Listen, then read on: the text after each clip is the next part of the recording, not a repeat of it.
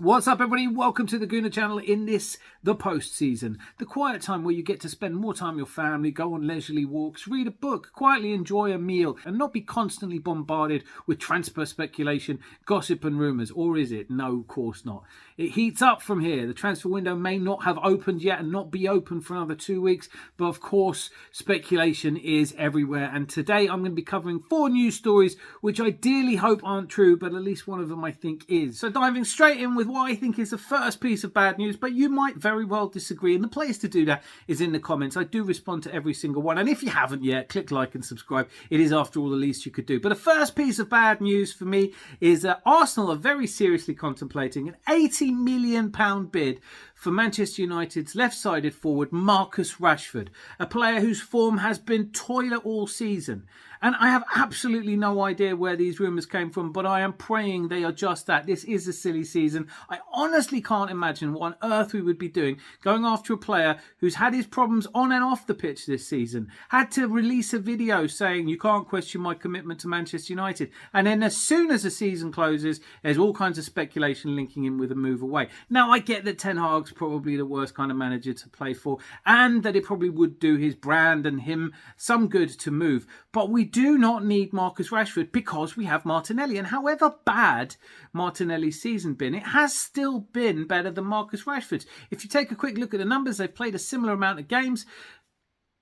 Martinelli scored 6 goals, Rashford scored 7. Martinelli's contributed 4 assists versus Rashford's 2. In almost every metric, as you can see on screen, Martinelli has outperformed Marcus Rashford. And on the one hand, you have Marcus Rashford, who goes drinking late night and misses training. And on the other hand, you have Martinelli, a player who is completely worshipped by the coaching staff at Arsenal. They always talk about how he trains as hard as anyone. And he's a fan's favourite. So would you really ever think that we could drop Martinelli for Marcus Rashford?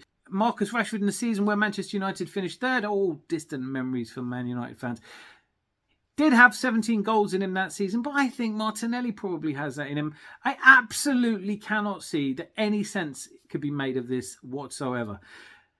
The other bit of news that's coming out, which is probably bad news, although I'm kind of on the fence because I haven't seen him play enough, but it is that, and I'm going to try and get this name right, and with almost no chance of success, but the Real Sociedad manager, Imanol Aguakil, has said that he believes that Martin Zubimendi, a player that Arsenal have been tracking since the dawn of time, it feels like, is unlikely to leave Real Sociedad. And this kind of makes sense. One of the things about this, he's a very talented number 6 and a player that is wanted by Barcelona as well. But I've said that in almost every transfer window, and the sticking point has always been the same. It's always been that Martin Zubimendi hasn't shown any real interest in coming to Arsenal. And I think that should be the least we would expect from a massive signing. We definitely need cover in a defensive midfield. I haven't given up that we might still be able to sign Joshua Kimmich in that role. We'll have to see now that Vincent Kompany has somehow got the Bayern Munich job.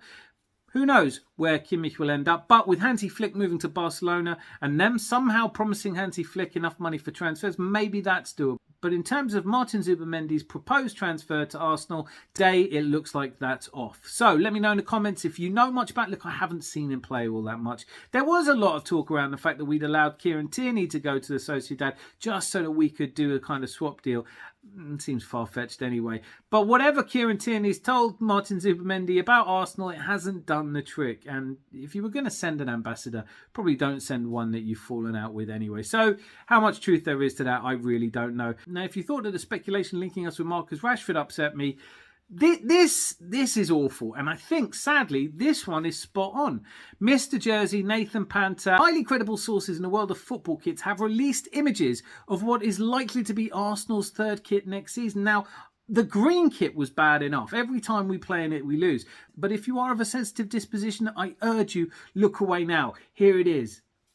It's revolting. That has to be the most disgusting football kit I've ever seen. I absolutely accept that when we released the bright yellow Men at Work fluorescent one, I wasn't keen on it. But it did grow on me over the pre-season, and by the time we started playing in it, I was okay with it.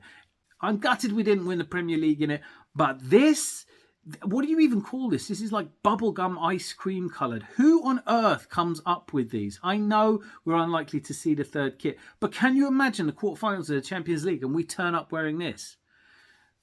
Let me know in the comments if you secretly love it. Let me know if you're going to buy it. Somebody out there is buying these kits. I have absolutely no idea what's going on, but it's too late for this to be an April Fool's prank. I'm just praying it's a prank. It does have the cannon on it that we're all really pleased about, that's making a proud return. But yeah, so I am going to end on a positive, because you have to wash your hands and face after that sort of thing. This is just an icky feeling otherwise. And that is that Ethan Nwaneri is being promoted into the first team next season. So finally, we should see product of the academy coming through, and he is having a monster under 17s Euros. He scored a goal against France when we beat them 4-1. He didn't score when we lost to Portugal. But on Monday night, he again scored for the England under 17s as they beat Spain to book a quarter-final spot against Italy, which they play tomorrow. It's around 6:30, and if you're in the UK and you have BBC, click and watch. Support the under 17s for a chance to see Ethan Nwaneri playing in that central role. A very bright prospect indeed. Still no news on a Mario Koscielny, but I promised I'd end on a high, so I'm not going to talk about that. Nor am I going to talk about the fact that Aaron Ramsdale looks set to leave this summer. Charles Watts, speaking to Court Offside, has said that it's a question of when, not if, and I think we'll all be sorry to see him go. He is a bit of a ledge. So after all the gloomy news, I do just want to leave it on a high, and that is that it's looking very much like Arsenal are about to offer Mikel Arteta a too good to refuse contract to stay as Arsenal manager. Now, I know there's some out there that are going to go, oh, I don't want him, he hasn't brought silverware, but shut up. All right, he's done a fantastic job. He's taken us from the absolute doldrums to where we are now, fighting it out with arguably the best side the Premier League's ever seen. More wins than any other Arsenal manager before.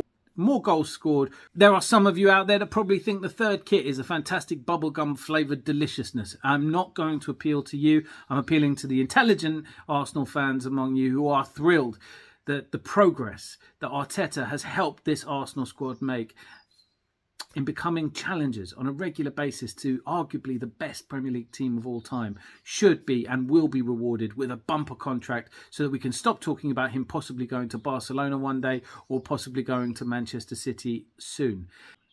So that's been the news from Arsenal today, and like I said earlier, I want to know in the comments where you agree, where you disagree, and for goodness sakes, hit subscribe. And I do want to hear from you in the comments if you disagree or agree with anything I've said. And I'd also quite like to put this out there. Who would you like to see us sign? I'm going to be talking about nothing but transfers, it seems, in the next couple of weeks. And I want to get a steer from you who you think is going to transform this side and take us that extra step to the glory of the Premier League. Ideally before Pep retires. And wishing you a lovely rest of your day till I see you again tomorrow. Be lucky. Lots of love. I can't have people questioning my commitment to Man United. It's to me and to my family, it's ridiculous.